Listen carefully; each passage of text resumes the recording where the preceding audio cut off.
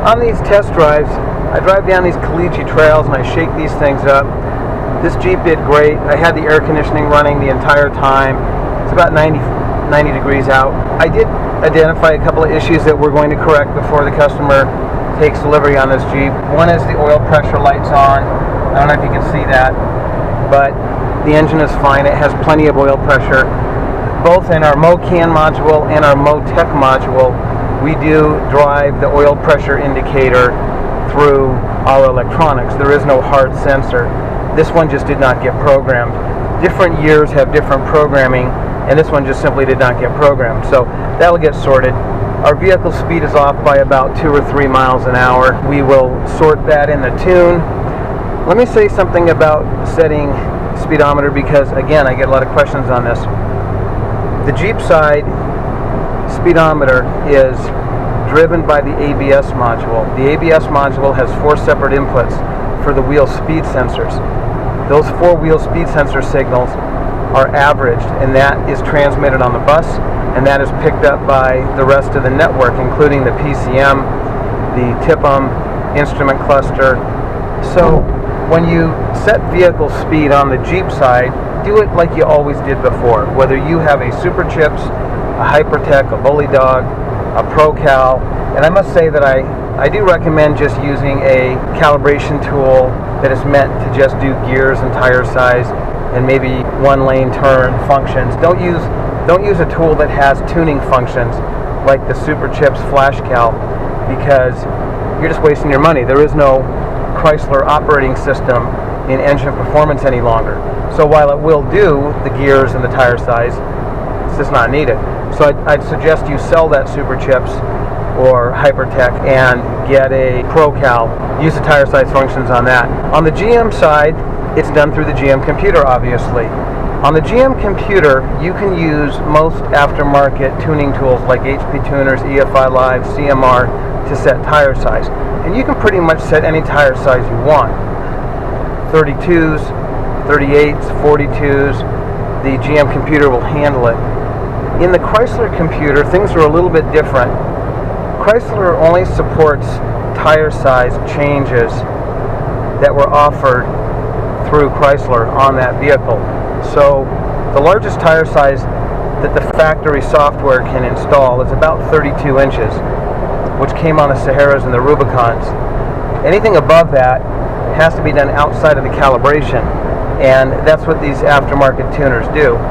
So you're not going to be able to program 40s through Chrysler, YTech, or StarScan, or any of the Chrysler software. You're going to have to use an aftermarket tuner. On the GM side, there used to be a program where you could send in a ticket to GM and they would set any tire size you want, but that's very complex and not necessary. You just simply hook it up to EFI Live. In our kit bills, if you have a kit, the best thing to do is connect up to your GM Data Link connector and get vehicle speed. Compare that to GPS speed on your phone. You have actual and indicated. Send that information to us along with your GM computer and we'll program it. Usually we can get it to less than a mile per hour accuracy if your numbers are accurate. The faster you're going when you take those numbers, the more accurate it's going to be.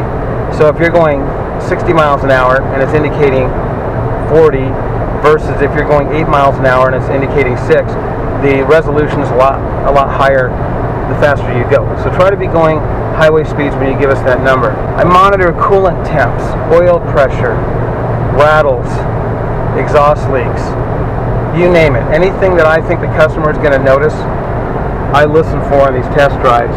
And these test drives are not just driving down a highway road.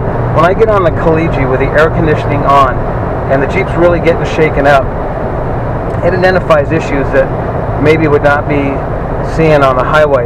For instance, skid plates can make the exhaust system tight in places. And when you get bouncing on off-road, I might hear an interference where I wouldn't hear it if I was on the road. This Jeep is being done the right way. And what I mean by that is this is an earlier Jeep that's very clean. It had some miles on it, but the actual Jeep is solid, it's tight, it's clean.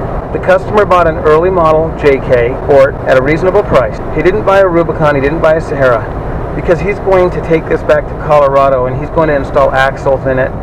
We did put an Atlas 2 in it for him. And by starting off with an early JK like this, he got it at a reasonable price. He got a reasonably priced swap. This is an L96 6-liter. So he's into this entire combination at this point less than if he had went out and bought a new JK. When he gets done with his build, and he has Dana 60s in it, 1350 drive shafts, whatever suspension he puts on, he's going to have a really nice Jeep for not a whole lot of money. If you're going to go out and buy a brand new Rubicon, then do a swap, then change out the axles and suspension, you're really wasting a lot of money on redundancy unless you got to have that new Jeep. So a lot of my customers do exactly what this customer is doing. Go find yourself a good old clean Jeep, one that hasn't been wrecked, one that hasn't been in a flood, one that hasn't burned. And I will warn you that there are a lot of JKs that have been in floods and have burned. Early on, the transmissions would spit tranny fluid out of the dipstick tubes onto the exhaust manifold, and the Jeeps would catch on fire. And you can usually tell those JKs because they were burned around the windshield area. Stay away from those JKs, in my opinion. The wiring harness nightmare and burn recovery is just more work than I think you need to go through. You can buy a clean Jeep that's never been wrecked for not much more money and then not have to go through that grief. This Jeep is a perfect example of that. So get the JK that you want. If you want an X and you're going to rip the axles out and you're going to change the suspension out and you're going to drive a hard off-road, it's a great investment. If a Rubicon is enough for you, and I have an 09 Rubicon myself, and the Dana 44s with the lockers and the sway bar disconnect, get a Rubicon. Leave it relatively stock. Now I've got a 3.5-inch game changer on mine with 35s. I'll probably be going to 37s, but it does everything I want it to do. That Jeep has been through Rubicon. It's been through most of the trails in Moab. It has over 80,000 miles on it, and it does everything that I want. I did not upgrade the axles. I did not upgrade the sway bar disconnect and other functions. If you want something that's mainly going to stay on the street and travel on the highway, look at a Sahara. Saharas are really designed to cruise comfortably on the street.